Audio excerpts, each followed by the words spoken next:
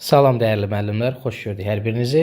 Bugün sizlərə MİQ və sertifikasiya proqramına sonradan artırılan onluq kəsirlər mövzusundan bağlı qəbul tipli sualların izahını təqdim edəcəm.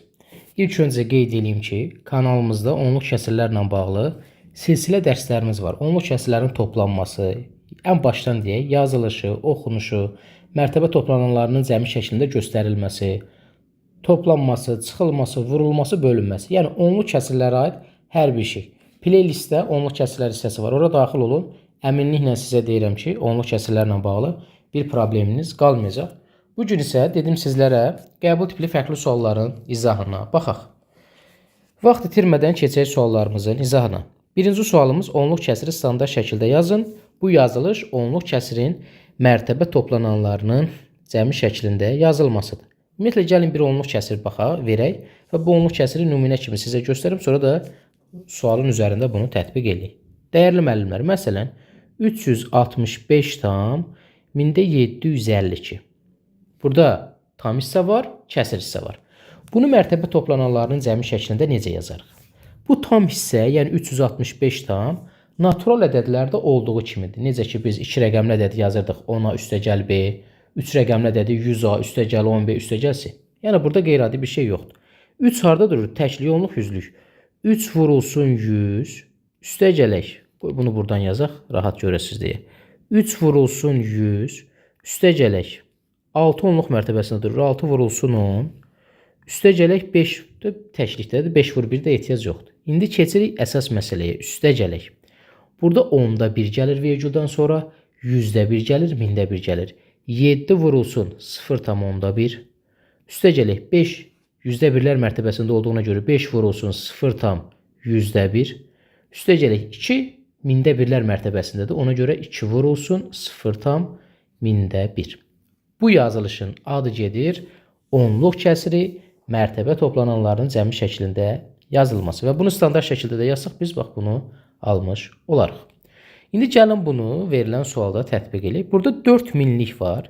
Yazıram ki, 4 vurulsun 1000. Üstəgələk 3 vurulsun Y. Yəni, bu baş hərflər yazılıb da 3 vurulsun yüzlük mərtəbəsində durdu. Ona görə 3 vurulsun 100.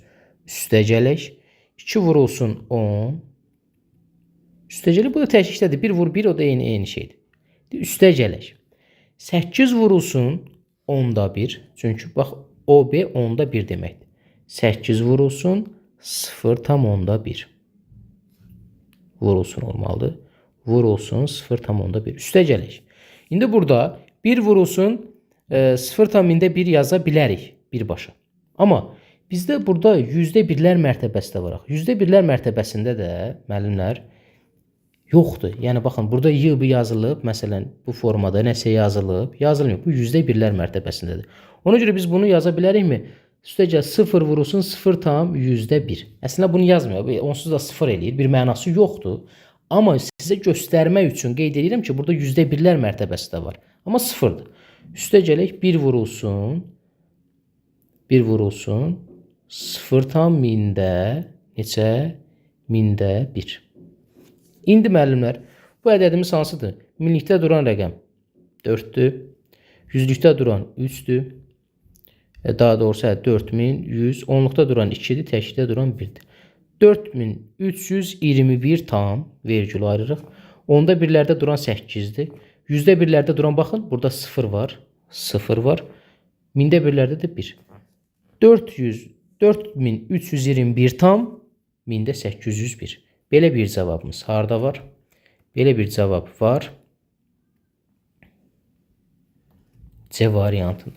Bu, onluq kəsirlərlə bağlı qayda qanun izahda da xüsusi vurğulanıb. Gəlirik müəllimlər, onluq kəsirin vergülünü 2 rəqəm sağa sürüşdürmək. Ümumiyyətlə, vergül nə zaman sağa sürüşür? Bu vurulandadır. Nə zaman sola sürüşür? Bu bölünəndədir. Və sağa sürüşdürmək. Bunu da yenə sizə bir nümunə göstərirəm. Baxın, məsələn, 6,1000-də lap 100-də deyək. 6,85. Bunu vergül buradadır. 2 rəqəm sağa, yəni sağ bu istiqamətdir. Sürüşdürsək nə alınacaq? 685. Biz 6,85-dən 685-ə necə gələ bilərik? Vuranda 100-ə. Çünki qaydamız var.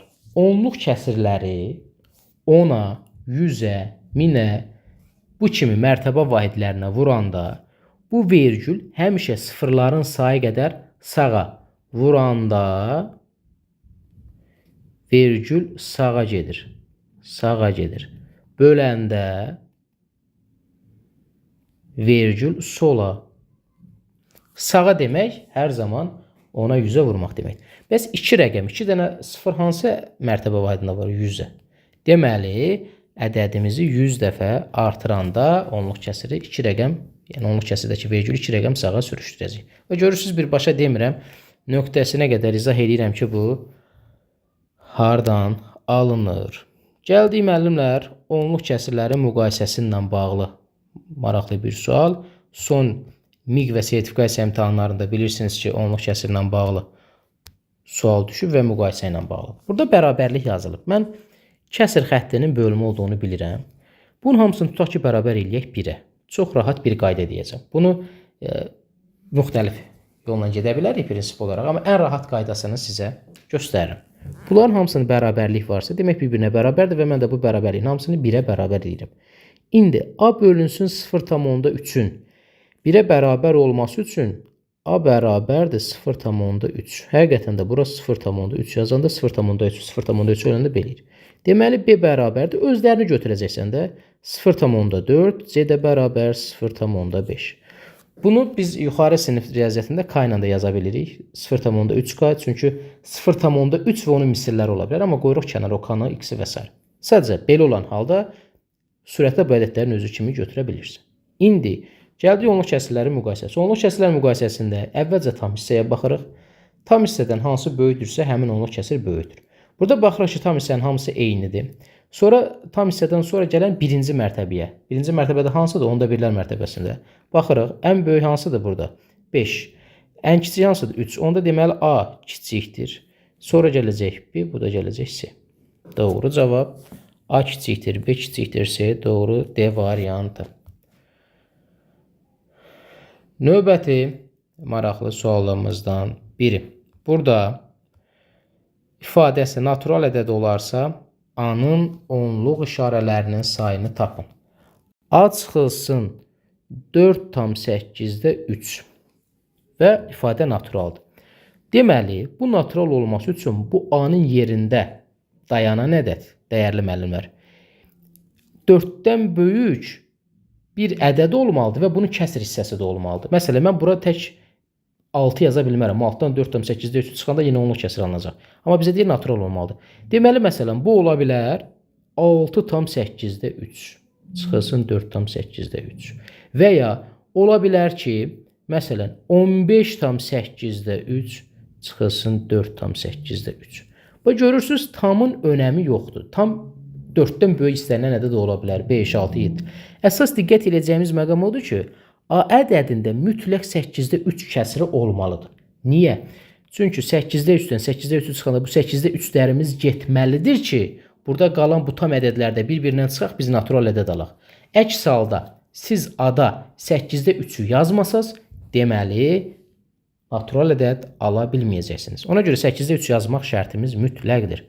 Ona görə A-nın yerində dediyimiz kimi burada ixtiyari ədəd ola bilər və bunun 8-də 3 hissəsi də var. İndi A-nın onluq işarələrinin sayı. Onluq işarələrinin sayı, məsələn, tutaq ki, 6,8-də 3. Bunu biz onluq kəsirə çevirəcəyik. 6 tamımız qalacaq. 3-ü 8-ə bölürük. 3-ü 8-ə bölməyin qaydası. 3-ü 8-ə böləndə 0 tam düşür. 0 dəfə 8, 0.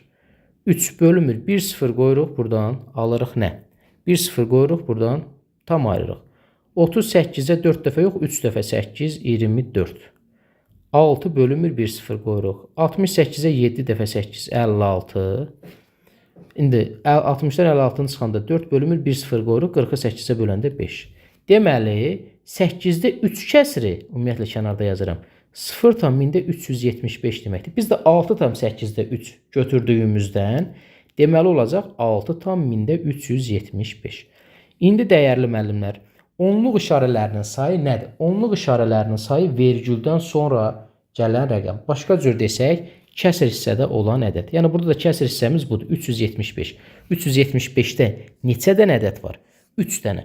Onluq işarələrinin sayı, bir də təkrar edirəm. Onluq işarələrinin sayı vergüldən sonraki rəqəmlərdir. Və mən sizə əminliklə deyirəm ki, siz bu sözlərin əksəriyyətiniz 99% müəllim bu testdə ilk dəfə görür və ya bizim indi sınaqlarımızda var.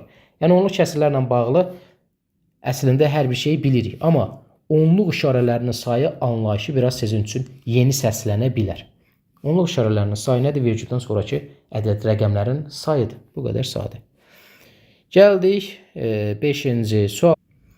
5-ci sualımızda müəllimlər deməli bizə verilib hesablayın. Burada bu onluq kəsrlərin bölünməsinə aiddir. Bax, indiyə qədər nəyə baxdıq? Onluq kəsrinin müqayisəsinə baxdıq, vurulmasına baxdıq, sonra onluq işarələrinə baxdıq, mərtəbə toplanan cəmi şəklində yazılışına baxdıq. Burada baxıram ki, kəsr xətti bölmə rolundadır. Mən 3,3, 0,3, bunu buna bir-bir yazıb bölməyimizdənsə, onluq kəsrlərin bölünmə qaydasında demişik ki, onluq kəsrləri bölən zaman biz böləni, bölənimiz burada məxrəcdə olanlardır. Elə eləməliyik ki, natural ədədə çevrilsin. Ona görə bölünən və bölənə eyni bir ədədə vurmalıyıq ki, eyni bir mərtəbə vahidinə vurmalıyıq ki, bölənimiz natural olsun. İndi 3,3, 0,3. Bunun hər biri natural olub. Bax, bu buranın natural olması üçün buranı 10'a vurmalıyam da. 10'a vuranda burada olacaq 3. Burada da 3,3 10'a vuranda bayaq nə dedik? Dedik ki, vergül sıfırların sayı qədər sağa çəkilir. Onda burada oldu 33. Vurulsun. Məxrəcin tam olması üçün bunu 100'ə vurmalısan. Çünki vergülü bura gətirməlisən. 2 rəqəm sağa sürüşdürməliyik. Vergül 2 rəqəm sağa sürüşdürmək 100'ə vurmaq deməkdir. 100'ə vurduq 3.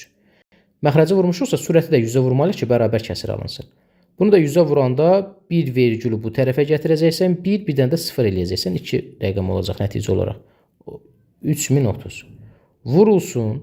İndi burada nə baş verir? Burada olması üçün, tam natural ədəd olması üçün 1000'ə vurmalıyıq. Çünki 3 rəqəm sağa sürüşdürəcək. Olacağı 303. Sürəti də 1000'ə vuracağıq. Yenə də vergül 3 rəqəm sağa sürüşdürəcək. 1000'də 3 0 olduğuna görə və bu da eləyəcək 3. İndi buradan mərhələli ixtisarlarımızı eləyə bilərik dəyərli müəllimlər. Necə eləyəcəyik? Vurub bir hesablamaq bizim vaxtımızı alır, ehtiyac olur. Bu 3 ilə bu 3 gedir. Sonra bu 3 ilə bu 33 11 gedəcək. 303 ilə bu 303 10 qalır. Çünki onu buna vuran sonra bir 0 yazarıq. Nəticə olaraq qaldı 11 vurulsun 10. Bu da bərabər elədi 110. Doğru cavab B. Sizi əminliklə deyirəm ki, bu sualların da mahiyyətini dərk eləyin. Burada yeni tipli suallar var idi sizlər üçün. Bir də kanalımızda onluq kəsrlərə bağlı suallara baxın. Əminliklə deyirəm ki, onluq kəsrlə bağlı bir probleminiz qalmayacaq dəyərli müəllimlər. Hər birinizə uğurlar arzulayıram. Növbəti izahlarımızda görüşərik. Sağ olun.